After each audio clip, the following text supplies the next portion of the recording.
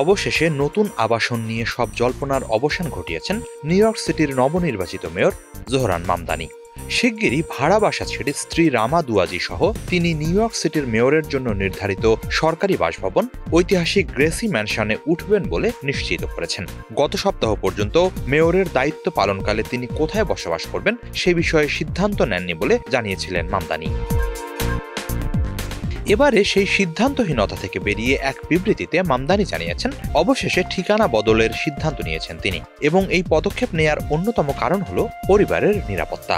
একই সাথে গ্রেসি ম্যানশনে থাকলে নির্বাচনী প্রতিশ্রুতি অনুসারে নিউ ইয়র্কবাসীর জন্য অ্যাফোর্ডেবিলিটি এজেন্ডা অর্থাৎ সাশ্রয়ী মূল্যের আবাসন ও জীবনযাত্রার ব্যয় বাস্তবায়নে আরও ভালোভাবে মনোযোগ দিতে পারবেন বলে মনে করছেন নবনির্বাচিত মেয়র। মামদানি বলেন, আনুষ্ঠানিকভাবে দায়িত্ব গ্রহণের পর নিউ ইয়র্কবাসীর জন্য নির্বাচনী এজেন্ডা বাস্তবায়নের দিকেই তার মনোযোগ থাকবে। জানুয়ারিতে ম্যানহাটনের গ্রেসি ম্যানশনে উঠবেন তিনি।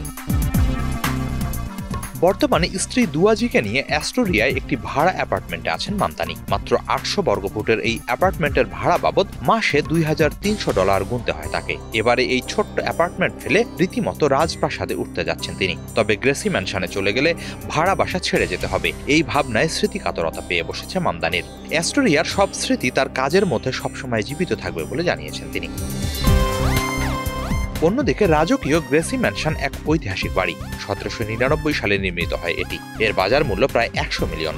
1940-এর দশক থেকে নিউ ইয়র্ক সিটির মেয়রদের সরকারি বাসভবন হিসেবে ব্যবহৃত হয়ে আসছে এই বাড়ি। 226 বছরের পুরনো গ্রেসি ম্যানশন 11,000 বর্গফুটের বিশাল এক প্রাসাদ। এটি ম্যানহাটনের ইয়র্কভিল নেইবারহুডে অবস্থিত।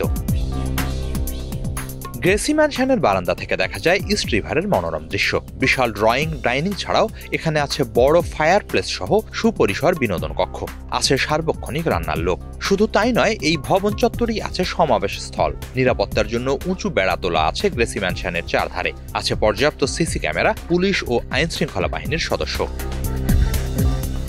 নিউ ইয়র্ক টাইমসের প্রতিবেদনে বলা হয়, কঠোর নিরাপত্তা ব্যবস্থা, সমাবেশ স্থল সহ নানান সুযোগ সুবিধা থাকার কারণে প্রায় সব মেয়রই বসবাসের জন্য শেষ পর্যন্ত গ্রেসি ম্যানশনকেই বেছে নেন। আগামী 1 জানুয়ারি নিউ ইয়র্ক সিটির মেয়র হিসেবে শপথ নেবেন জোহরান মামদানি। 100 বছরের বেশি সময়ের মধ্যে নিউ ইয়র্ক সিটির সবচেয়ে কম বয়সী মেয়র হিসেবে দায়িত্ব নিতে যাচ্ছেন তিনি। শুধু তাই নয়, নিউ ইয়র্ক সিটির প্রথম মুসলিম মেয়র হয়ে উজ্জ্বল এক ইতিহাস গড়েছেন জোহরান মামদানি। হিজল জোবায়ের, বাংলা ভিশন।